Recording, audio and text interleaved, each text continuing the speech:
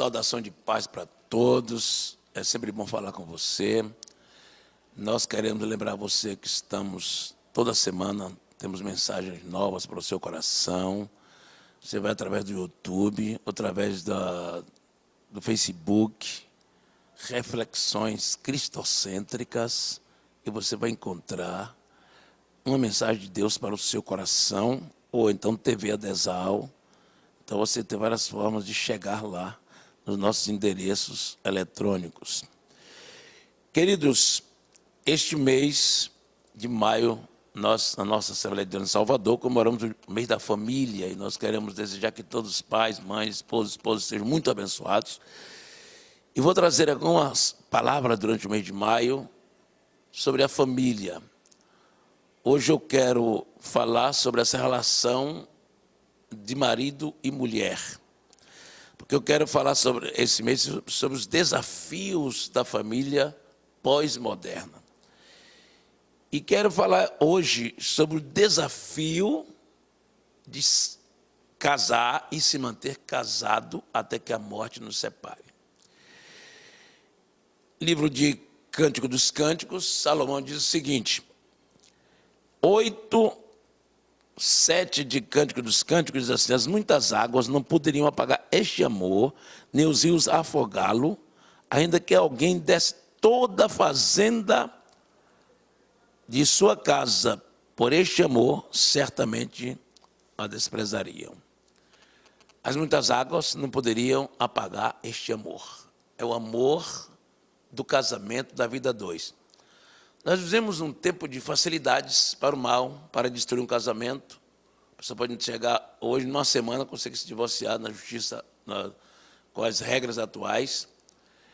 As pessoas vivem em conflito, vivem relativizando o amor, relativizando o casamento, de uma forma bem banal. Nós vemos as crises da pós-modernidade em relação à convivência, em relação aos relacionamentos. Existe uma crise instalada nos relacionamentos. Não se leva mais a sério a instituição do casamento, da vida a dois, de casar-se e manter-se casado dentro do princípio da palavra, do princípio da dignidade, do princípio do respeito, do princípio da fidelidade. Então, há um desmoronamento desse edifício. São verdadeiros edifícios construídos sobre a areia e não sobre a rocha. E casamentos estão acabando aqui em nossa igreja. Nós ministramos um curso de casal há 17 anos, um curso de noivos para quem vai se casar, uma preparação para os noivos. Isso é muito interessante, é um curso curto, mas de muita importância. Nós gostaríamos que cada pessoa se treinasse antes de casar, porque muitos casamentos são destruídos porque as pessoas não se preparam para casar.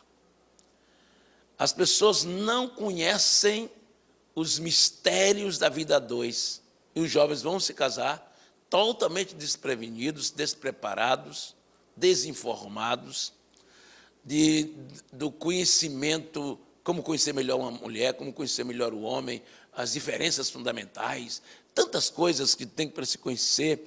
Então, é aconselhável que antes de você casar, leia um livro, pesquise, ore, converse, dialogue, se informe, participe de encontros, participe de cursos, aprenda a casar, para que evite tantos desmoronamentos. Por outro lado, leve isso muito a sério. Casamento é coisa muito séria, é uma responsabilidade. Ter filhos não é brincadeira. Quantos casamentos se desmontam, deixam filhos desmontados emocionalmente a vida inteira. Crianças que vão crescer totalmente desestruturadas emocionalmente, por lares que se desmontaram, destruíram, descasaram, e depois ainda brigaram pela guarda do filho, depois ainda destruíram as emoções da criança ou do adolescente, e finalmente vai produzir um homem e uma mulher doente, que vai dar problema para a sociedade depois, que vai dar problema para os seus próprios casamentos depois, para as suas próprias famílias.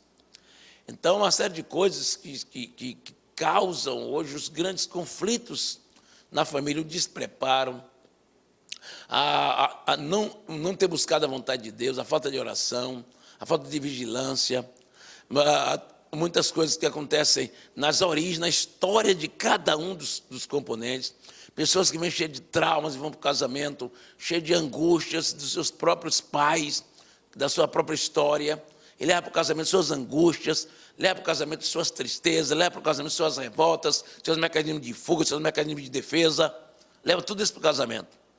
Resultado, casamentos maus, casamentos que não vão a lugar nenhum, ou vão ao fracasso, principalmente vão ao fracasso, porque é mais uma causa, que é a causa desse despreparo interior, emocional, não é despreparo teórico, mas despreparo vivencial, existencial, que são os traumas, as angústias que as pessoas têm na sua história e não foram tratadas, não ressignificaram isso, não usaram da sua subjetividade para encontrar caminhos de saída, caminhos de equilíbrio, e vão para o casamento. E acaba tendo problemas seríssimos. Eu sou conselheiro matrimonial, estou sempre com gente no meu gabinete, precisando de uma palavra, de uma ajuda. Gente que está vivendo crise a partir de pequenos detalhes. Muitas coisas começam nos pequenos detalhes. Da falta de consideração com o outro, da falta de compreensão com o outro, da falta de conhecer a maneira de ser do outro, também pode gerar muitos conflitos, muita destruição de casamento. Então, o que eu quero chamar a sua atenção hoje, para se manter uma relação matrimonial saudável, é preciso que os dois estejam saudáveis emocionalmente e espiritualmente. Primeira razão passa por aí. Em seguida vem como você constrói essa relação. Que tipo de valor você dá ao seu casamento e como você constrói essa relação. O diálogo, né? Conversar, abrir o jogo, ser sincero, falar a verdade, viver na verdade. Uma comunicação saudável, sem ruídos, pronto para ouvir, tardio para falar, tardio para se irar.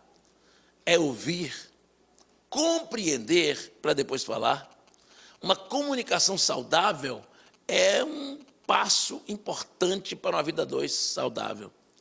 Uma vida interior saudável primeiro, para depois a comunicação. Vida interior saudável. Se não tem, cuide, se cure, se cuide para depois casar, ou se casou assim, se cuide para melhorar o casamento. Uma comunicação inteligente, né? Uma comunicação inteligente, íntima, sábia, prudente, falando na hora certa, né? Desenvolver um processo de compreensão mútua e aceitação do outro como ele é, que esse é um processo crescente na relação a dois. É um processo de perdoar o outro quando o outro falhar, porque nós vamos falhar na caminhada. Ninguém vive sem ter um dia de conflito, um dia de um desencontro, um dia de um desencanto também.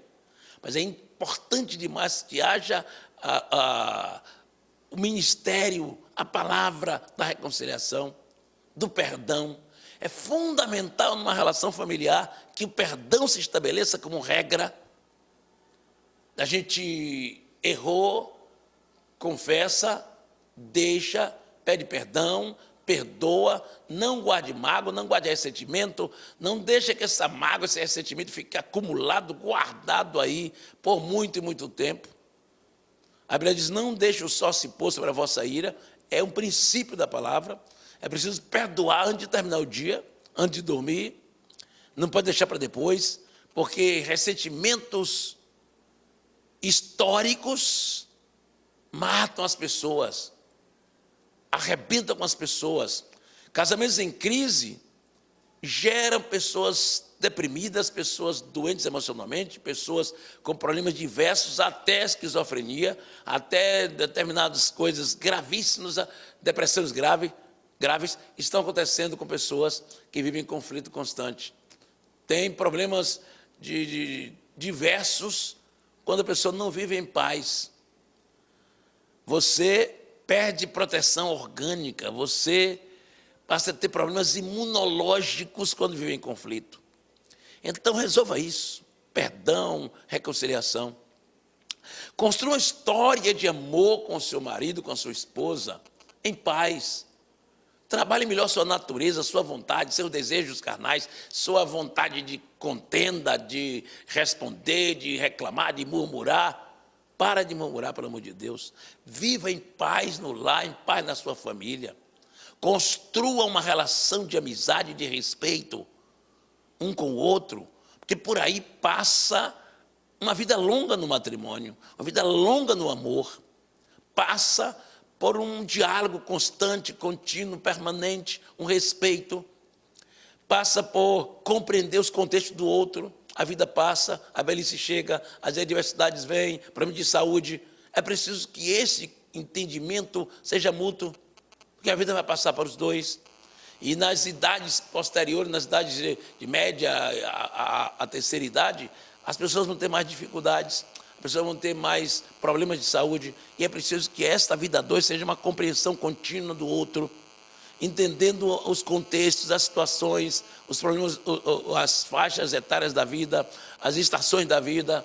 Preciso que se viva junto e que tire proveito de cada momento da vida, de cada estação, de cada fase do relacionamento. Tire proveito, faça o seu melhor, seja o melhor marido que você puder, a melhor esposa, o melhor pai, o melhor filho.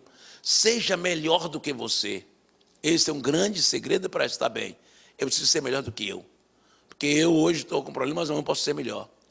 Amanhã eu posso ter problemas, depois eu vou ser melhor do que hoje, do que ontem. A vida é essa construção, eu me esforçando para melhorar, minha esposa também. Você que é marido, você que é esposa, você que vai casar, se prepare para casar.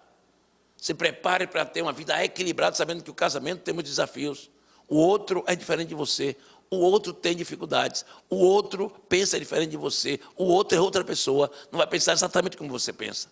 Então a vida a dois é entender que o outro é outro, e que esse outro é muito diferente de você.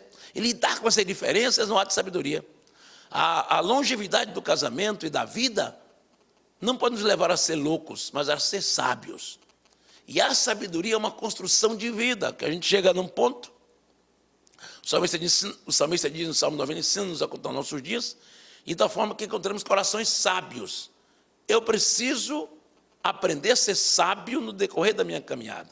Eu preciso construir um caminho de sabedoria e não de loucura. E para isso, a vida a dois vai nos ensinar muito. Um aprendendo o outro, aprendendo a relacionar-se com o outro, aprendendo a conviver com o outro, aprendendo a entender o outro. Eu quero desejar que você tenha muita sabedoria, muita graça. E que você, marido e mulher, viva uma vida de paz, de harmonia, de perdão, de reconciliação, de compreensão, de diálogo, de entendimento, de renúncia pessoal, da sua vontade, dos seus desejos e da sua maneira que você acha que o outro deve ser. Você não muda o outro, só muda você. Aprenda isso. Você não vai mudar o outro, você não consegue isso. Essa luta para mudar o outro arrebenta com o casamento.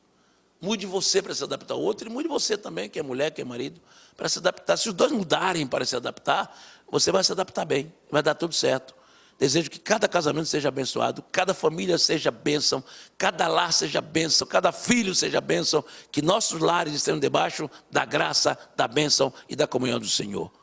Eu desejo muita bênção para cada família, cada casamento, cada casal que está me ouvindo aqui, me vendo aqui, que eu possa ser bênção para minha esposa Joilda, que você seja bênção para o seu marido, para a sua esposa, que eu vou abençoando e você também. Vamos ser bênção e vamos abençoar. Deus abençoe, feliz casamento para você, feliz família, feliz lá. E seja um marido feliz, seja uma mulher feliz. Deus te abençoe, Deus te guarde, Jesus ama você.